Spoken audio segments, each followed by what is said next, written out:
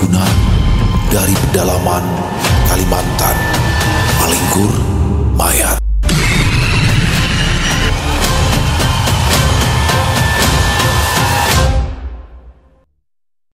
Assalamualaikum warahmatullahi wabarakatuh. Halo semuanya teman-teman, selamat malam, selamat datang kembali di channel kesayangan kita, channel Ilo Bercerita, dan masih bersama saya Ilo. Dimanapun teman-teman berada, semoga teman-teman selalu dalam keadaan sehat walafiat, tanpa kekurangan satu apapun, dan dimurahkan rezekinya, amin amin ya robbal alamin. Doa terbaik untuk teman-teman semua ya. Dan pada kesempatan yang baik ini, saya akan membawakan satu kisah dari penulis favorit kita semua, Kenanga Kinasih. Wow, penulis asal Kalimantan Selatan. Dan pada kisah kali ini akan diceritakan tentang satu ritual mengerikan, ritual hitam dari tanah Kalimantan, yaitu Palinggur mayat. Waduh, namanya aja serem banget ya teman-teman ya, nama ritualnya. Dan apa sih sebenarnya Palinggur mayat, dan untuk apa Palinggur mayat itu? Tapi sebelumnya buat teman-teman yang mungkin belum subscribe channel Ilo Bercerita, yuk bisa diklik dulu tombol subscribe-nya. Jangan lupa lonceng notifikasinya dinyalakan agar teman-teman selalu mendapatkan notifikasi dari konten-konten yang akan kami upload selanjutnya. Untuk channel Ilo Bercerita kami upload setiap hari teman-teman ya, setiap malam jam 9 malam waktu Indonesia bagian Barat. Oke, gak pakai berlama-lama lagi. Pasti udah gak sabaran kan untuk masuk ke dalam kisahnya. Kita langsung saja masuk ke dalam kisahnya. Kita berangkat ke Kalimantan Selatan. Rombongan keluarga Dani baru saja meninggalkan ruang tamu. Suara mobil yang menjauh terdengar. Sampai ke halaman depan, ruang tamu masih berantakan, terutama gelas-gelas teh di meja yang belum sempat dibereskan. Dila duduk di kursi, memilih menunduk tanpa suara sementara Pak Sulaiman masih berdiri di depan pintu, menatap ke arah luar dengan wajah yang keras. "Masuklah, Bah. Jangan di depan pintu terus," ujar Butima pelan sambil mengangkat nampan berisi sisa hidangan. "Masuklah dulu. Tidak enak dilihat Acil Nilam dari tadi." Butima berusaha menahan nada suaranya agar tetap tenang, meskipun dadanya sudah mendidih menahan emosi. Dia berhasil tersenyum pada Acil Nilam yang lewat dengan tangan membawa tentengan. Sepertinya tetangganya itu baru saja pulang berbelanja dari warung di depan gang sana. Bu Nilam membalas senyumnya. Dia bahkan mengangguk pada Pak Sulaiman, tapi senyumannya segera hilang karena wajah Pak Sulaiman masih tampak merah padam. "Masuklah, Bah," tegur Butima sekali lagi. Pak Sulaiman menoleh gusar. "Ya, aku memang ingin masuk untuk bicara dengan anak kesayanganmu ini." Nada suaranya dingin sehingga Dila segera tahu jika dirinya sedang dalam masalah besar. Butima menghela nafas. Dia bergegas ke dapur sambil membawa peralatan yang kotor. Namun sebelumnya dia menatap suaminya dengan isyarat agar lebih menahan diri. Pak Sulaiman menarik kursi dan duduk berhadapan dengan Dila. "Dila, Abah mau tahu apa yang salah dari Dani. Keluarganya dari kalangan baik-baik, pekerjaannya bagus, sopan juga waktu bicara, dan wajahnya juga tidak jelek," katanya tegas. Dila memilih memainkan ujung jilbabnya untuk menghindari tatapan ayahnya. "Jawab, Dila." Suara Pak Sulaiman meninggi sedikit. "Apa kamu lupa? Umurmu sudah 28 tahun. 3 kali dilamar. Semuanya kamu tolak.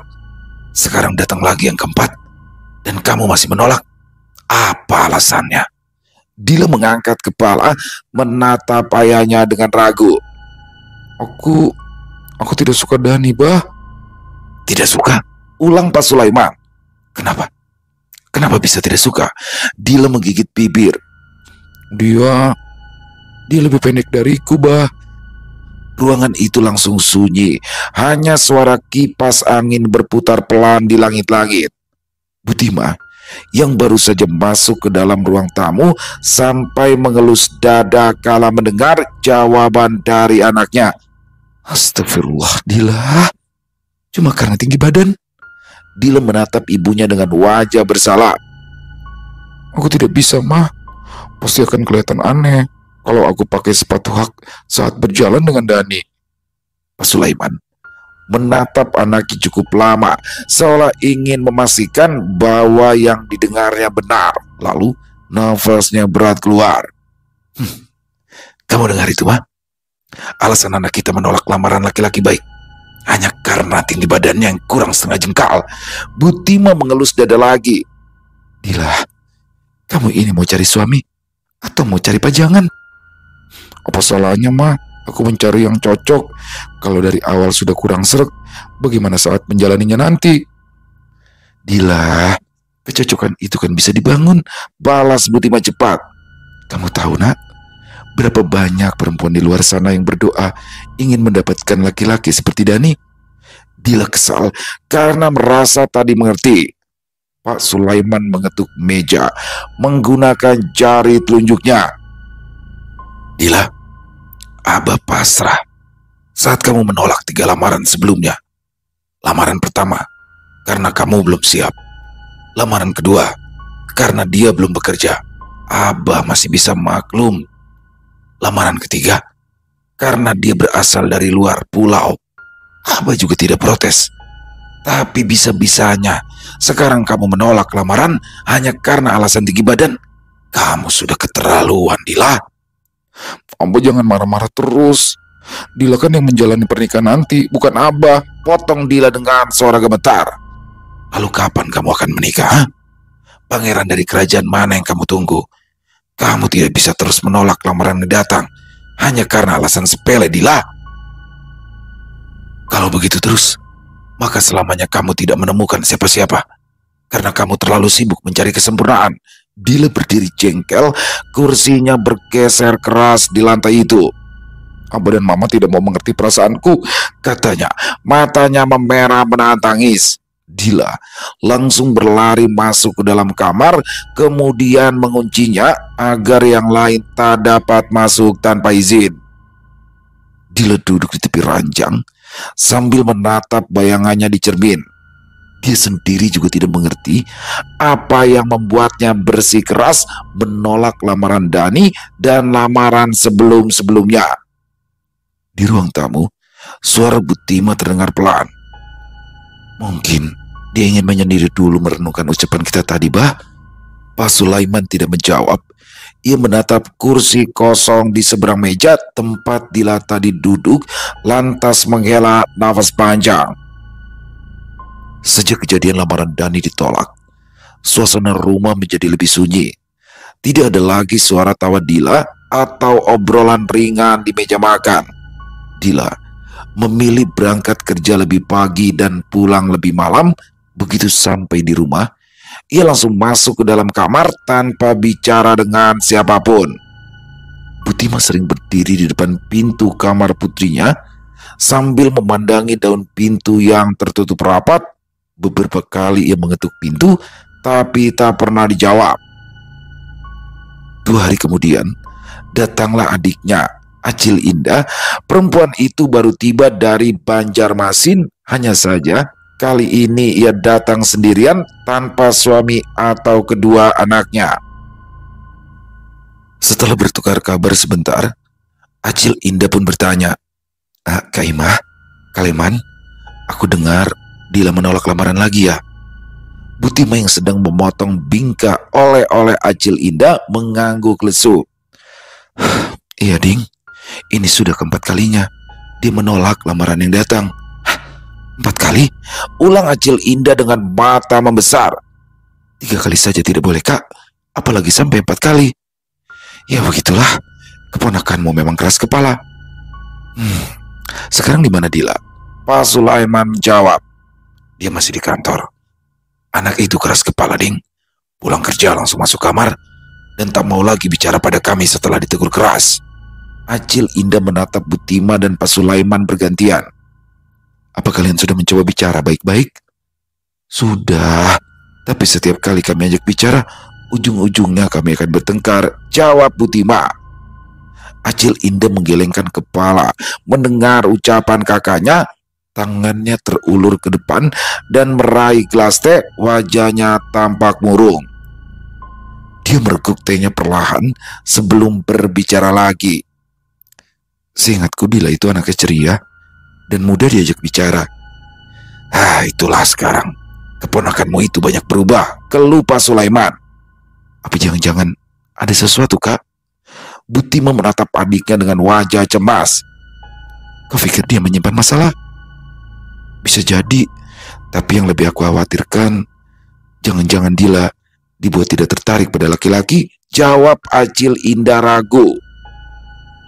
Pak Sulaiman langsung menatap adik iparnya tajam. Maksudmu apa, Nda? Acil Indah menggigit bibir. Jelas sekali kalau ia juga merasa ragu. Ini sih hanya dugaanku saja. Iya apa? Sergap Pak Sulaiman tak sabaran. Dila itu kan sudah 28 tahun. Tapi dia sudah menolak 4 lamaran yang semuanya itu dari laki-laki baik-baik.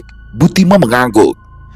Aku lihat dari media sosialnya, sekarang itu Dila tidak seperti dulu, Kak. Maksudmu itu apa sih, Nda? Langsung saja bicara, jangan ditutup-tutupi. Pak Sulaiman mulai jengkel karena iparnya yang terlalu bertele-tele.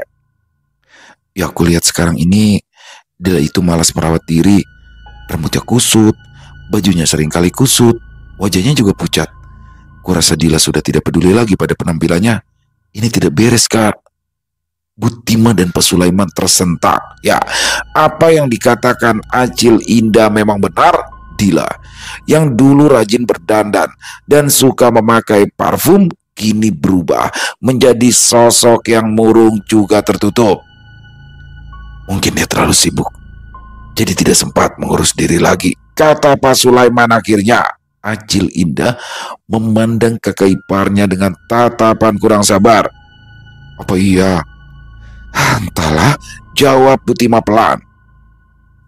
Acil Indah menatap ke arah pintu kamar Dila yang tertutup. Kalau menurutku, ada orang yang berniat kurang baik pada Dila dan ingin menutup jalan jodohnya. Pak Sulaiman spontan mengerutkan dahi. Jangan bicara seperti itu, Nda. Aku tidak percaya hal-hal seperti itu. Tapi lihat kenyataannya, Kak, sahut Acil Indah. Kenyataan apa? Tingkah anakmu itu tidak wajar. Tukas Acil Indah jengkel. Dia berbicara cepat pada Butima. Kak, apa kamu ingat kejadian di kampung kita dulu? Salah sia, kakak sepupu kita itu tidak menikah sampai umurnya 50 tahun. Untung ada keluarga yang sadar lalu membawanya mencari tatamba. Butima menatap adiknya dengan wajah yang tegang. Tentu saja ia tahu siapa yang dimaksud adiknya itu. Maksudmu, ada orang yang sengaja mengirim guna-guna agar jodoh Dila tertutup? Acil Indah mengangguk penuh semangat. Bisa jadi, tapi aku juga tidak berani memastikan. Tapi daripada terus menebak-nebak, lebih baik periksakan saja. Aku tahu satu orang yang mungkin bisa membantu. Namanya Kai Hadri. Pak Sulaiman terdiam cukup lama mendengar pembicaraan dua perempuan tersebut. Dia memang kurang percaya pada hal klinik, tapi wajah Dila yang murung terus terbayang di kepalanya. Setiap kali pulang kerja, anak itu hanya masuk kamar, makan pun kadang tak mau, berat badannya turun drastis. Butima segera menatap suaminya dengan tatapan memohon. Bah, mungkin ada baiknya kita dengarkan dulu apa kata Indah. Mungkin benar, cara ini hati Dila akan terbuka. Suaminya masih menutup mulut rapat-rapat. Acil Indah mencondongkan tubuhnya ke depan. Kak, apa kamu tidak mau menggendong cucu? Apa kamu mau Dila hidup kesepian sendirian setelah kalian meninggal? Wajah Butima pucat seketika. Dia tidak bisa membayangkan kehidupan anaknya jadi menyedihkan. Butima segera menatap suaminya penuh harap. Bagaimana, Bah? Aku tidak mau anakku jadi perawan tua. Pak Sulaiman tidak langsung menjawab. Ia menatap meja, lalu ke arah pintu kamar Dila yang tertutup. Aku masih tidak yakin. Tapi aku juga tidak bisa menyangkal bahwa keadaan Dila memang aneh belakangan ini, katanya dengan suara berat. Kaliman, kadang kita juga harus terbuka pada semua kemungkinan, karena tidak semua bisa dijelaskan dengan logika, kata Acil Indah lembut. Pak Sulaiman berengus pelan. Aku Aku rasa kamu benar, Deng. Tapi bagaimana cara kita mengajak Dila ke sana? Sekarang saja, kami masih belum banyak bicara dengannya. Tenang saja, sekarang ini cukup kita saja yang bertamu ke rumah Kai Hadri. Tidak usah mengajak Dila dulu. Nanti setelah mendapat kepastian, barulah kita ajak Dila ke sana. Butima menatap suaminya lagi. Ya, aku setuju dengan usul Indah. Aku tidak tega, Bah, lihat Dila seperti ini terus. Pandangan Pak Sulaiman bertemu dengan Butima. Di hatinya memang ada rasa ragu yang bercampur dengan keputusasaan. Ia akhirnya berkata pelan, "Baiklah, kalau memang kalian berdua pikir itu yang terbaik, tidak ada salahnya untuk kita coba." Wajah Butima berseri-seri mendengar persetujuan suaminya. Dia langsung meraih tangan Acil Indah dan bertanya, "Kapan kita bisa berangkat? Makin cepat makin baik." Kalau begitu, kita berangkat sekarang saja," cetus Butima buru-buru. Mumpung Dila masih bekerja, jadi dia tidak akan curiga kalau rumah kosong. Pak Sulaiman mengangguk. Dia tidak keberatan kalau harus berangkat hari itu juga. Setelah bersiap-siap, Pak Sulaiman segera menyalakan mobil. Acil Indah duduk di belakang, tetapi Butima tak kunjung masuk. Perempuan berumur 50 tahun itu menyempatkan diri ke rumah tetangganya, Acil Nilam. Lam, Nilam, panggilnya pada Acil Nilam yang sedang mengupas bawang di depan rumah." Di sana bukan hanya ada Acil Nilam, tetapi juga ada Julak Isa yang sepertinya baru datang. Kedua perempuan tersebut memandang pakaian bepergian yang dipakai oleh Butima. "Mau kemana, Kak?" tanya Acil Nilam heran. "Biasanya cuma pakai daster." Aku mau mengantar adikku. Titip kunci rumah ya, Lam. Kalau Dila pulang lebih cepat," ucapnya sambil menyerahkan anak kunci pada Acil Nilam. Tetangganya itu segera mengambil kunci dari tangan Butima. Dia menyempatkan diri berpesan, "Hati-hati di jalan ya." Sedangkan Julak Isa mencibir diam-diam. Namun ketika Butima memandangnya, wajahnya sudah terlihat ramah lagi. "Titip ya," kata Butima lagi sambil berjalan cepat menuju mobil. Terdengar pembicaraan di belakangnya, tetapi Butima mendengarnya dengan jelas. Perjalanan mereka cukup jauh, kurang lebih 3 jam, sampai akhirnya baru tiba di kampung tujuan. Matahari sudah tepat di atas kepala ketika mobil keluarga Pak Sulaiman berhenti di tepi jalan tanah yang membelah area persawahan. "Di sini, Kak," ujar Acil Indah menunjuk rumah kayu dengan cat coklat tua di ujung jalan. "Nah, itu rumahnya." Pak Sulaiman mengangguk. Ia menatap rumah itu dengan pandangan penuh pertanyaan. Dari luar, rumah tersebut memang tampak bersih meski sederhana. Tidak ada tanda-tanda yang mengesankan hal mistis seperti yang ia bayangkan semula.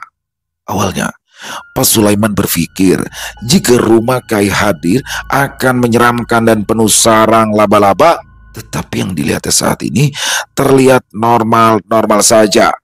Butima menatap keluar jendela. Aku jadi ingat rumah orang tua kita dulu." Acil Indah tersenyum. "Iya, Kai Hadri memang petani sama seperti Abah dan mama kita dulu." "Kamu yakin dia bisa membantu?" tanya Butima ragu. "Yakin. Ayo turun."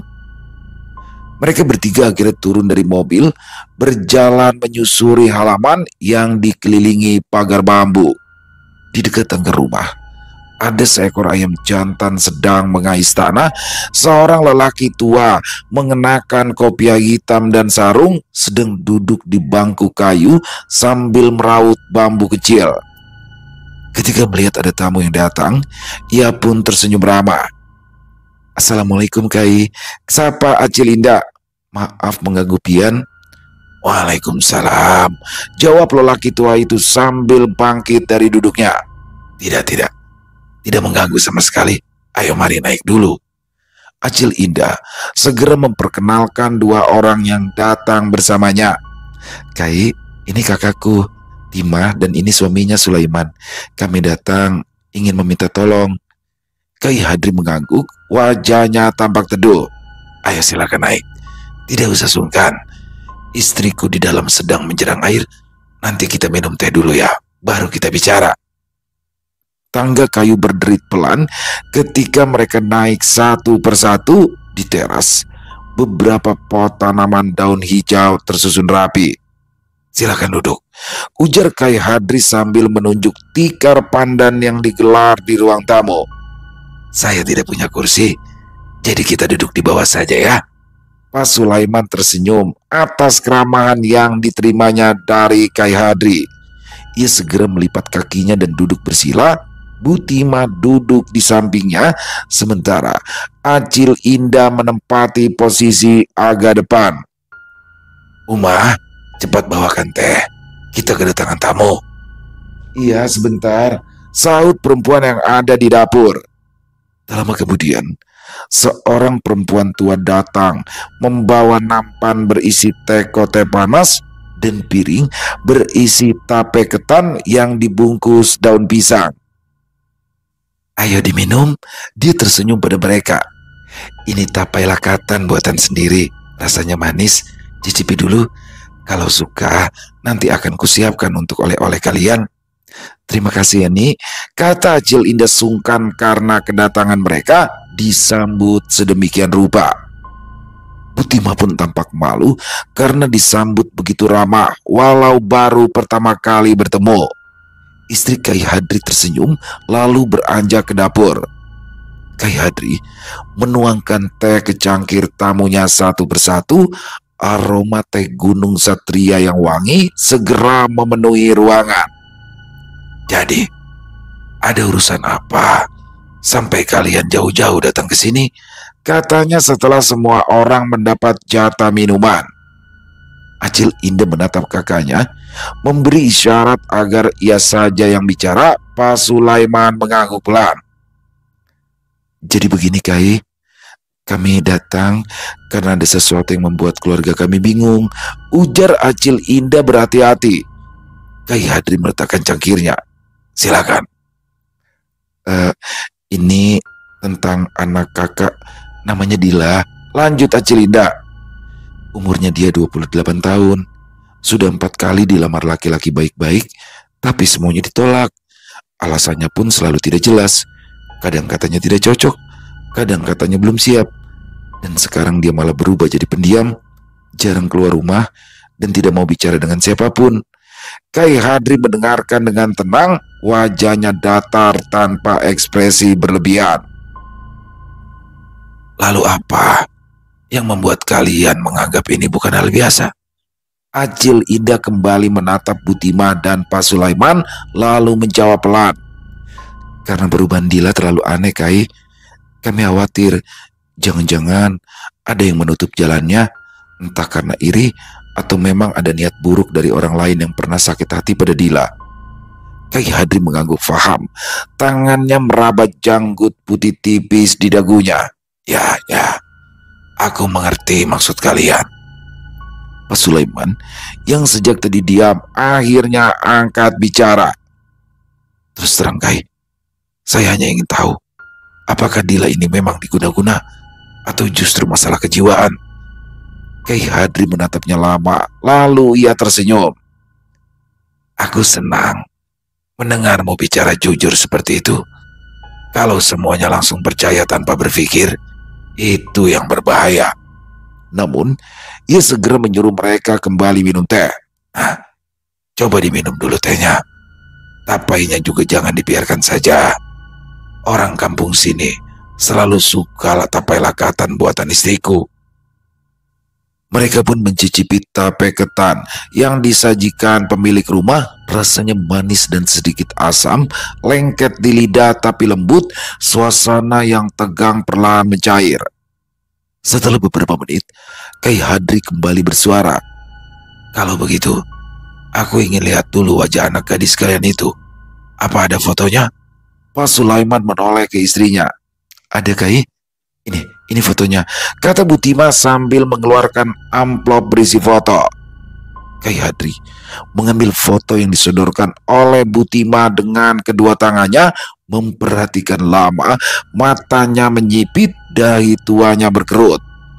Dalam foto itu, Dila memang sedang tersenyum dalam keadaan mengenakan baju kantor, tetapi wajahnya tampak muram. Pak Sulaiman memperhatikan dengan hati-hati. Dalam batinnya masih ada perasaan ganjil karena lelaki tua ini tidak menunjukkan tanda-tanda seperti yang ia bayangkan dari seorang orang pintar. Kai Hadri meletakkan foto itu kembali, kemudian menghela nafas panjang seolah sedang mempertimbangkan sesuatu. "Nama lengkapnya siapa tadi?" tanya Kai Hadri dengan nada datar tapi berwibawa. "Dila Safitri, Kai," jawab Butima dengan suara kecil. Dia tak lagi bisa menikmati suguhan Kai Hadri karena terlalu tegang. Kai Hadri menutup mata sebentar, bibirnya bergerak pelan, seperti sedang menghitung sesuatu tanpa mengeluarkan suara. Suasana ruangan jadi makin tegang, lalu perlahan ia membuka matanya kembali dan menatap Butima lekat-lekat. "Anakmu itu," katanya sambil menatap foto di tangannya. "Garis jodohnya memang sedang ditutupi orang." Butima tertegun. "Maksud Kai, jodohnya memang ditutup orang? Siapa orang yang tega melakukan hal seperti itu?" Kai Hadri menatap foto Dila lagi dengan pandangan iba. "Kalian tidak perlu tahu siapa pelakunya. Tapi Kai, kalau tahu, kalian pasti akan sakit hati, kemudian berniat berbalas dendam. Lalu, apa bedanya kalian dan orang itu?" Rahang Pak Sulaiman mengeras. Diam-diam, dia memang ingin membalas dendam pada orang yang sudah mengirimkan guna-guna pada anaknya. "Sebenarnya keponakanku ini kenapa, Kai?" Acil Indah bertanya untuk mencairkan suasana. "Palinggur mayat. Ada orang yang mengambil foto anakmu dengan cara diam-diam, lalu menguburkannya di makam orang yang sudah lama meninggal dan tidak diurus lagi." Air mata Butima menetes tanpa sadar. Hatinya nyeri begitu tahu ada orang yang begitu tega pada anaknya. "Apa salah anakku, Kai? Kenapa orang itu sampai tega mengguna-gunai anakku?" dia bertanya sambil mengusap air mata yang sudah membasahi pipi. Acil Indah segera mengambil tisu dan menyerahkan pada kakaknya. "Namanya juga orang jahat, Kak. Mereka akan selalu memiliki alasan untuk menyakiti orang lain. Tapi Dila itu anak baik, Nak. Kamu tahu sendiri kan, Dila tidak pernah berkata kasar untuk menyakiti orang lain. Dia juga sudah kami didik dengan baik agar tidak pernah mengambil hak orang lain." Kali ini Acil Indah tak bisa menjawab. "Apa anak kami tidak akan menikah seumur hidupnya, Kai?" tanya Pak Sulaiman dengan suaranya yang serak. "Kata siapa?"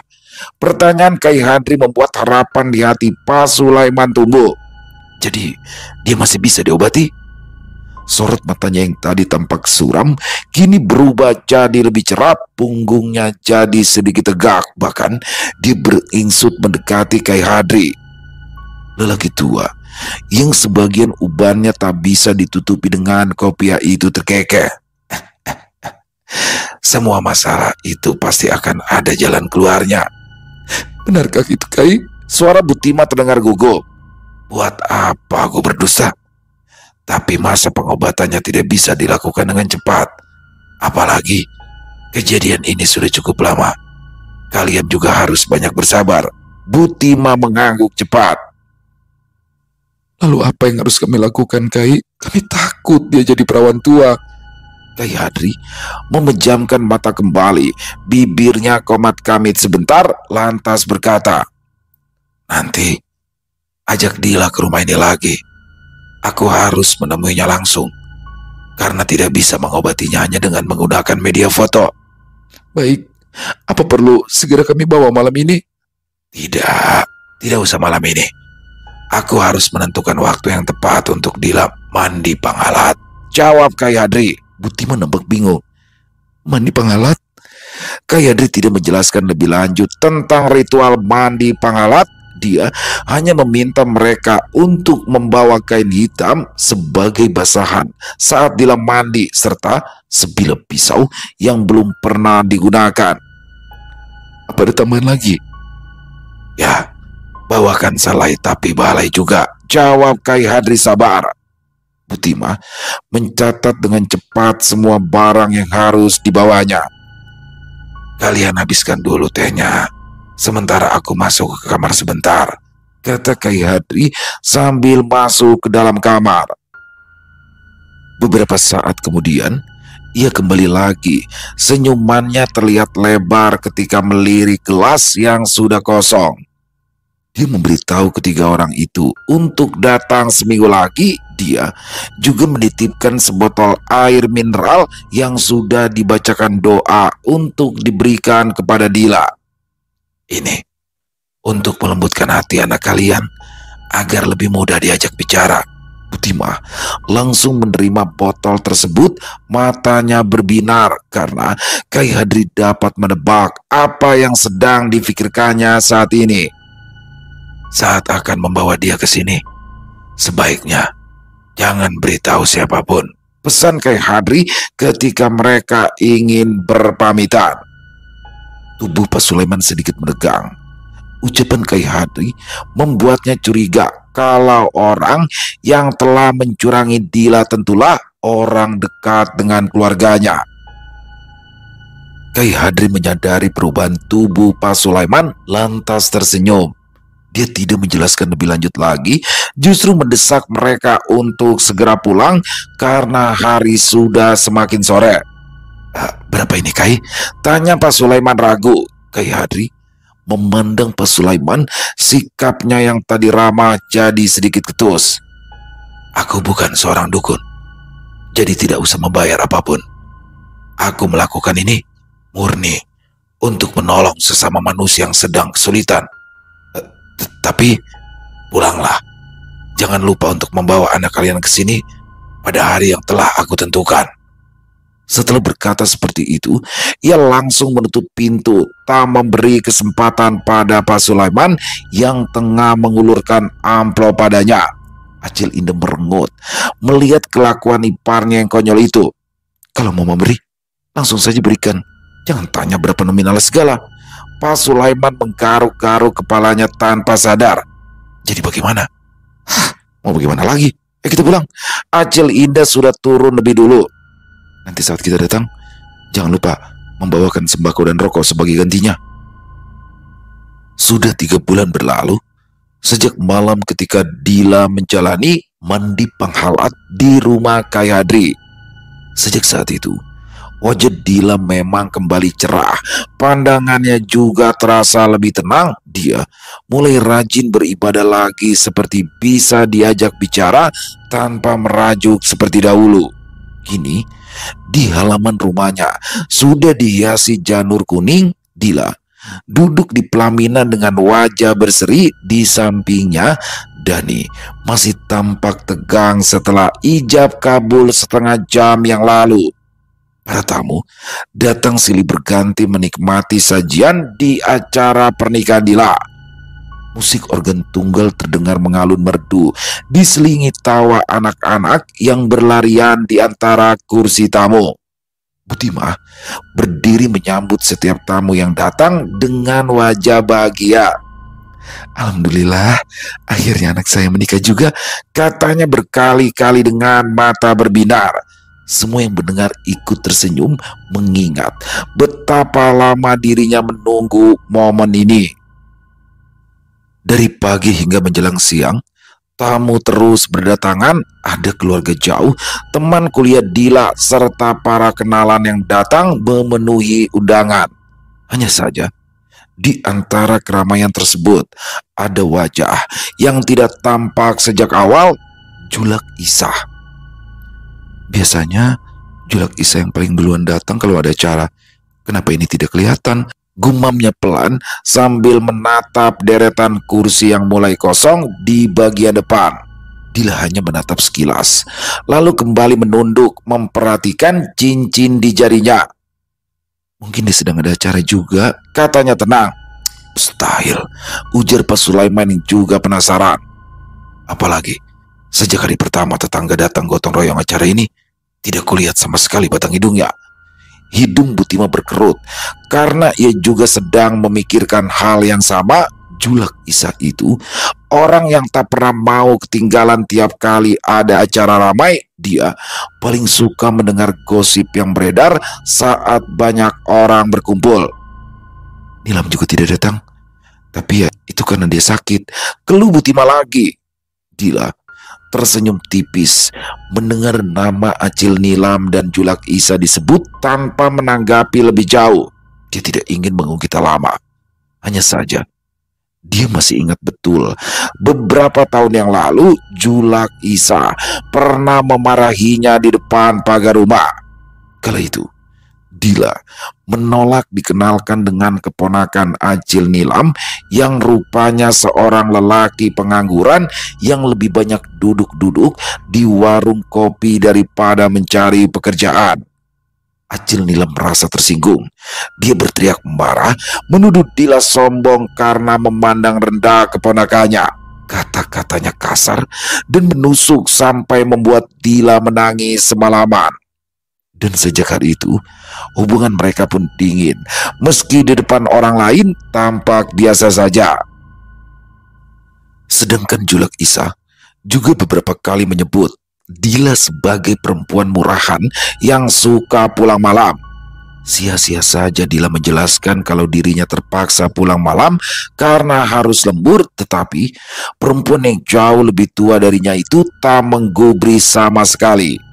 Jauh di dalam lubuk hatinya, Dila seringkali menebak-nebak bahwa salah satu dari dua orang itulah yang membuatnya sulit bertemu jodoh. Hanya saja ia tak punya bukti. Selain itu, Kai Hadri juga menyuruhnya untuk tak mencari tahu lebih jauh.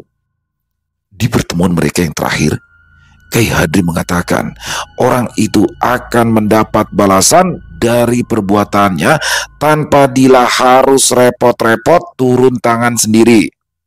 Mata Dila terasa panas saat ia mengingat Kai Hadri.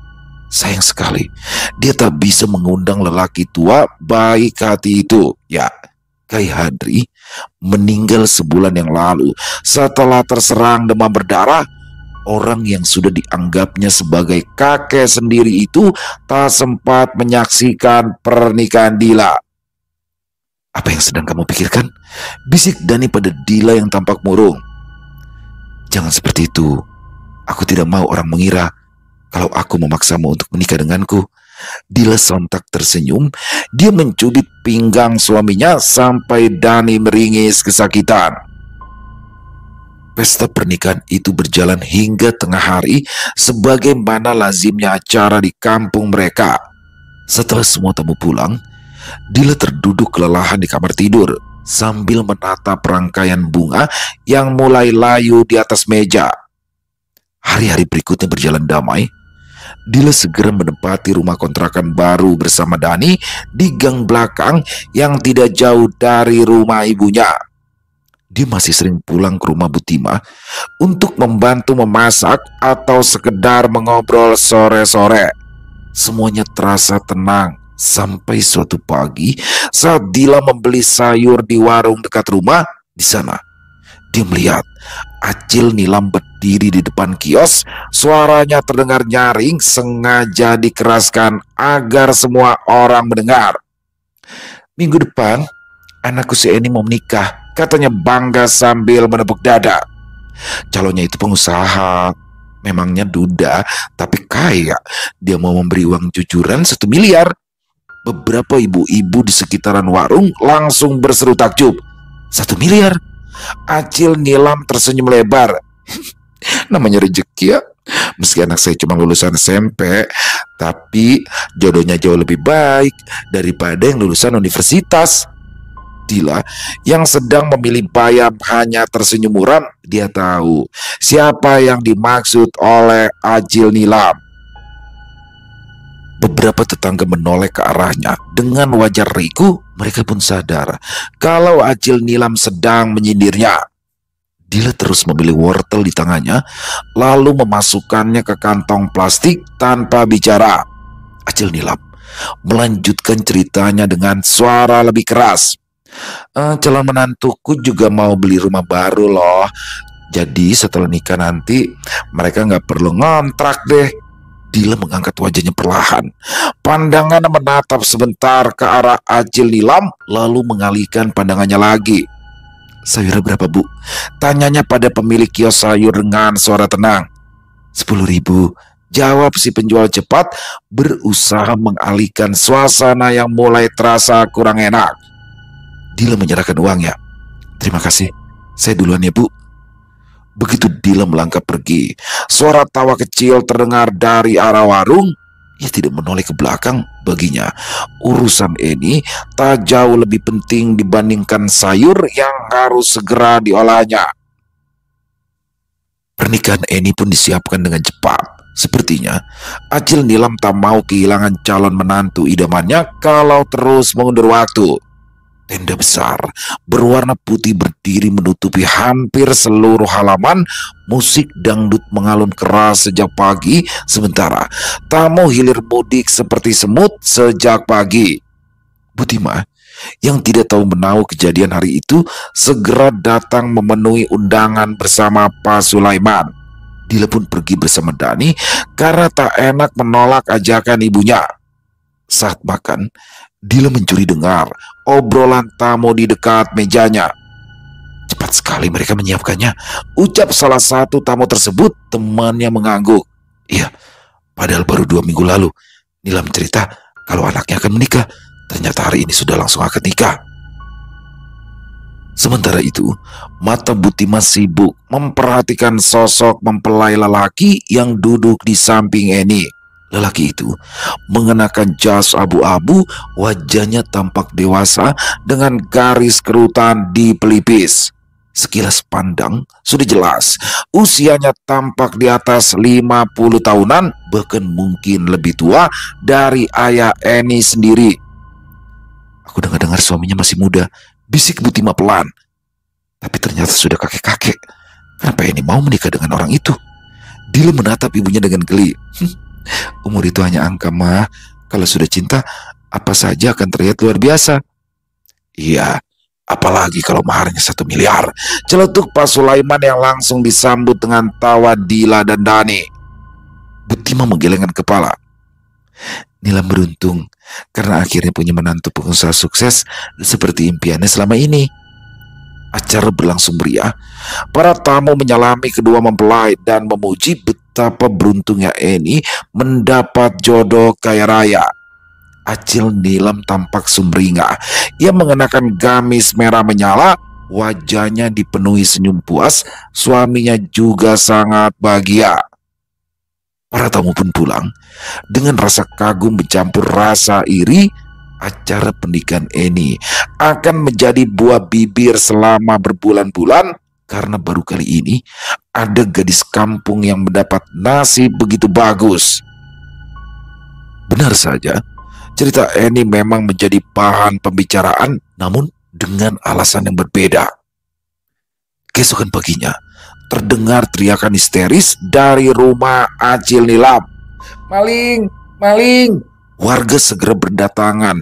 Kala mendengar Acil Nilam berteriak maling, mereka berbondong-bondong melalui pintu rumah Acil Nilam yang terbuka lebar. Di dalam kamar tidur Acil Nilam, semuanya tampak berantakan. Mana malingnya?" serga warga dengan khawatir. Acil Nilam menangis keras saat mengatakan kalau semua amplop hasil hajatan kemarin lenyap tak bersisa, semua raib tanpa jejak. "Siapa malingnya?" "Sepertinya Rustam, suami Eni yang baru menikahinya kemarin."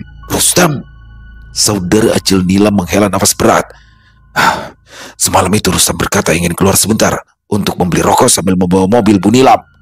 Lalu sampai sekarang belum kembali. Semua surat penting juga ada di dalam sana. Warga pun menjadi geger, apalagi setelah melihat Acil Nilam berteriak-teriak seperti orang gila. Saudara Acil Nilam menggelengkan kepala dengan perasaan menyesal. Sebenarnya aku sudah mengingatkan Acil Nilam kalau Rustam itu bukan pengusaha seperti yang diceritakan pada keluarga kami. Temanku bilang Rustam itu adalah penipu yang sering membawa kabur mobil kenalannya lalu dijual di luar daerah. Eni yang sejak tadi meringkuk di kamar perlahan-lahan berdiri dan memandang saudara sepupunya itu dengan wajah pucat. "Kamu yakin itu orang yang sama, Dri?" Sudah banyak yang jadi korban, En. Tapi keluargamu itu tidak mau mendengarkan kata-kataku. Pada saat itu, Eni pun limbung, lalu jatuh pingsan. Warga panik dan segera membawanya ke rumah sakit dengan mobil tetangga. Sedangkan Butima bergegas ke rumah anaknya untuk menceritakan kejadian tersebut. Dila yang sedang menyiapkan sarapan dikejutkan oleh ketukan keras di pintu rumah. Ketika dibuka, Butima berdiri di sana dengan nafas terburu-buru. Si Nilam pingsan karena menantunya membawa kabur mobil dan juga uang dari amplop pada tamu. Katanya, kabur. Butima duduk di kursi dan mulai bercerita dari awal bagaimana Rustam pergi membawa mobil Bu Nilam malam itu lalu tak kembali lagi. Bagaimana semua amplop hilang, ditambah lagi dengan fakta bahwa Rustam sebenarnya bukanlah pengusaha, melainkan penipu handal. Katanya, uang mahar 1 miliar yang dijanjikan itu belum juga diserahkan. Lanjut Butima. Nilam dan suaminya yang terlanjur percaya pada ucapan menantunya itu malah sampai menggadaikan sertifikat rumah untuk biaya resepsi. Kasihan sekali ya. Dila memejamkan mata. Dia teringat ucapan dari Kai Hadri bahwa dia tidak perlu mengotori tangannya sendiri untuk membalas sakit hatinya. Dia semakin yakin Acil Nilam yang sudah mengirimkan guna-guna padanya karena kecewa keponakannya ditolak oleh Dila. Kasihan ya, ucap Butima untuk kesekian kalinya.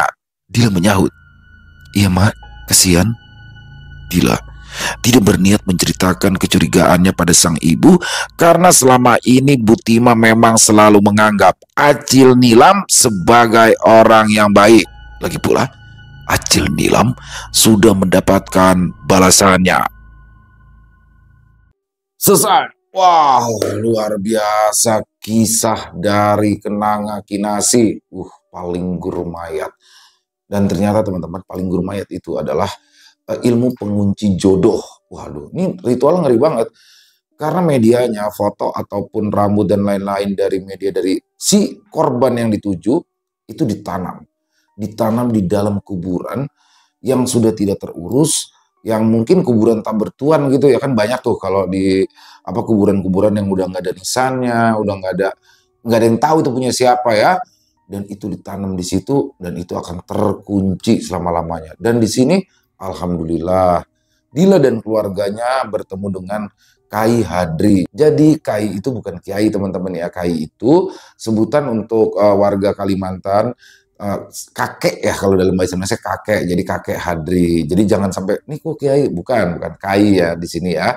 Dan di sini Kai Hadri alhamdulillah bisa menolong dan melunturkan palinggur mayat tersebut yang mana ternyata di sini dikirimkan oleh Acil Nilam. Waduh, Acil Nilam itu adalah tetangganya sendiri yang mana ternyata dulu Acil Nilam ini sempat ingin menjodohkan keponakannya kepada Dila, tapi Dilanya menolak. Ini Dila ini agak milih-milih, tapi lucu juga ya di awal ya.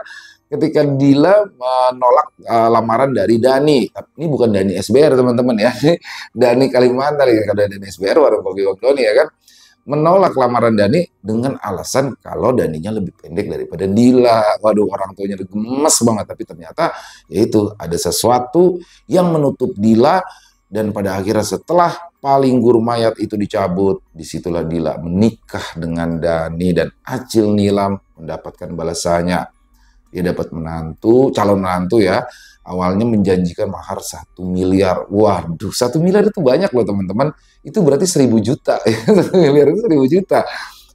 Di sini, tapi sayangnya ternyata uang itu belum dikasih. Jadi hanya sebatas ucapan. Begitu dia menikah dengan anaknya Acil Nilam, uang amplopnya dibawa kabur. Termasuk juga mobilnya Acil Nilam dibawa kabur.